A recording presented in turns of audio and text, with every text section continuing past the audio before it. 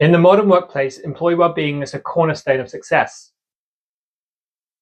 And today we're going to explore how integrating first aid training into well-being programs can be a game changer for your organization. So well-being programs aren't just about fitness and mindfulness, they're also about safety and preparedness. Let's delve into how this integration can transform your corporate culture. And here are the key points to consider.